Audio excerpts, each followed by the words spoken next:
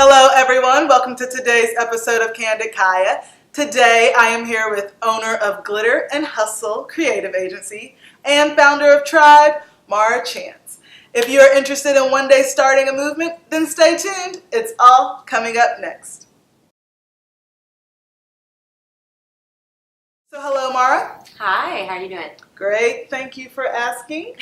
Let's start with letting the viewers know a little bit about yourself. Everyone loves this question. Tell us about yourself. I actually wrote a biography on my website for this, but I will tell you a few things. I am a Chicago native. I am a Spelman alumna.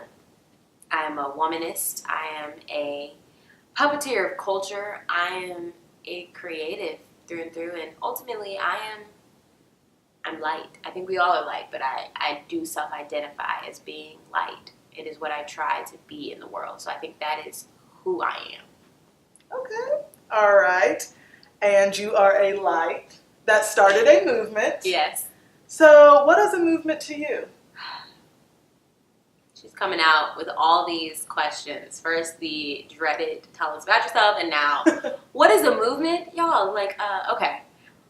A movement. I think in short, a movement is a group of people who share some type of common ideology and who are invested in pushing forth that ideology and, taking it to the masses and really just sharing it, pushing that ideology forward and progressing it. I think does that answer your question? I think that's what I believe a movement to be. So tell us a little bit about Tribe. So Tribe actually, it's a movement. It is a lifeline. It's so many things. Tribe actually started almost a year and a half ago. Really started before that. The idea kind of started before that, but I started planting the seeds about a year ago. Okay. And I was thinking about dope women that didn't know each other. Mm-hmm. And just how we can learn from them and what I can give to them and different things like that from women that's on the internet. And I was like, okay, I know a lot of these people. I do know where I've, made it my goal to interact and just build relationships with them, but they don't know each other. And so it actually started as a group me that is still very active in my phone, like an iMessage group chat with 10 dope women that I thought needed to know each other. From then, I really started fleshing it out. I'm like, well, what is a tribe? We are a discourse community. We share common ideologies. We believe certain things to be true about women. We also all believe that supporting women helps push women forward. Right. And so we are a community ultimately of women of color that aim to bridge the gap between potential and opportunity. I think we all have so much potential, but it's like, what happens when you don't fulfill that potential? And sometimes something as small as, and I can't say small, I take that back, something as, I guess, influential as, socioeconomic background or just not knowing the right person can prevent you from fulfilling that potential. Right. And so we all believe that. We share that common ideology, and we also believe that as a group, that by sharing our unique journeys, our unique selves, our unique networks, that we can bridge the gap for other millennial women of color to, reach their full potential. All right. So Maura, yes, before one starts a movement or even a tribe, what should they consider? I think before you start anything, I think you need to know why you're doing it. Right. I think we sometimes get so caught up in, wanting to just put stuff out there. Everyone's creating content. Everyone's on YouTube. Everyone's doing this. And it's like, are you feeling a problem? Are you adding value to somebody? What is the value that you can add? And I think that is step one. And is there a problem? If so, do you have a solution for it? Or do you have value that people can't get elsewhere? And I think that is literally the foundation for starting anything. A business, a movement, a tribe, a community, anything. It needs to be answering or, solving a problem. Right. So I think that's really the first part, most fundamental. Okay. So after you know your movement completely, you're aware of what it is, how do you showcase it to people? How do you build awareness amongst others? I think the most important thing is simply opening your mouth.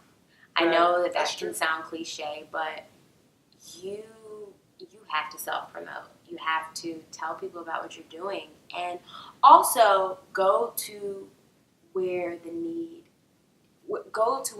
lies, if that makes any sense. So, for example, I started following, when we first started our social media, I started following different people that I thought kind of aligned with the movement. And I didn't follow black men. I didn't go follow random white people. Like, I followed who my movement was catered to. And so finding, in the same way if you're dating and you don't like somebody who's at the club, girl, why are you going to the club? Don't go to the club. That's true. And so I think that's really, I think, placing it. And then once you find those people, tell them about it. Right. Tell them about what you're doing. If it connects with them and it resonates with them, more than likely they'll want to be a part of it. People love to be a part of stuff. I kid you not. Everyone wants to be in something. Whether they want to be in an organization, a school, a sorority, whatever. People want to be in stuff. And they want to feel a part of something. And so if something aligns with them and it's not against their morals or anything like that, and it's serving a need of theirs, why would they not be a part of it? All right. How important is collaboration with progressing a movement? Collaboration is everything.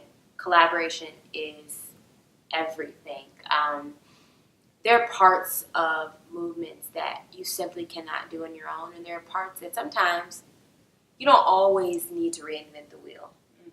You don't. Sometimes maybe merging two movements together makes the most sense, and you can go faster and further because now you have an abundance of resources. Right. And so collaboration, I think, some people, we all want to be, self-made.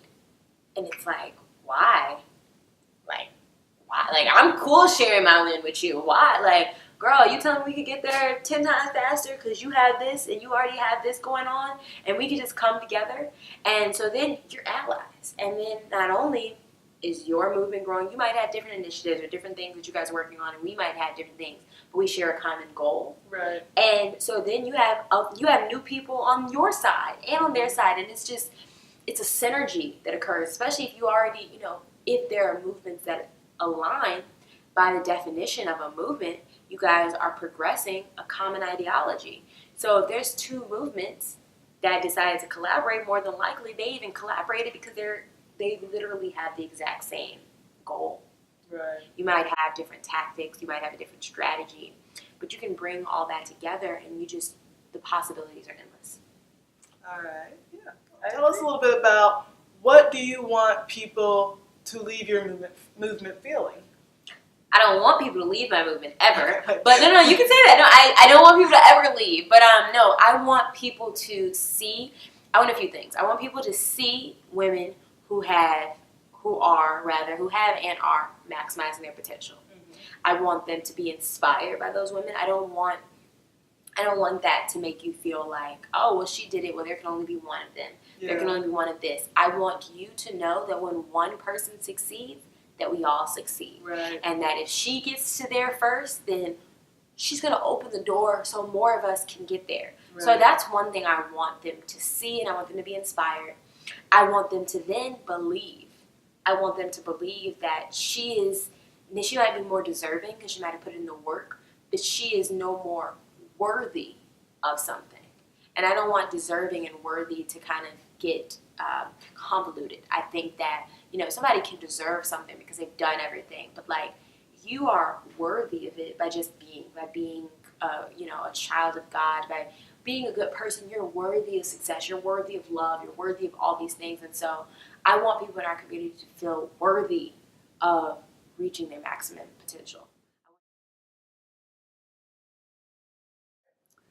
So Maura, now I want to get just a little bit of your advice. What are your 3 main tips to successfully starting a movement?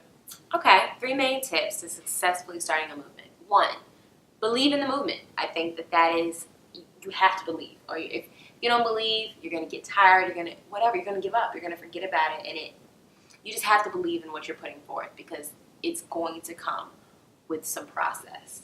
And you got to respect that. It is not going to happen overnight. So you just have to believe in it. 2, add value.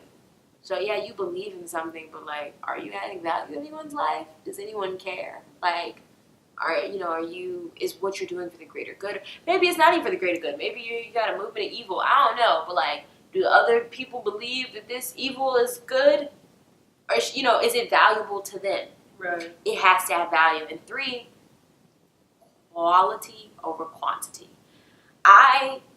We don't have a lot of followers. We don't have a crazy number of followers, but every person who joins or who signs up, people comment to us, leave us emails, they engage with us. And so we have a quality group right now. And so as that grows, I know it's organic growth.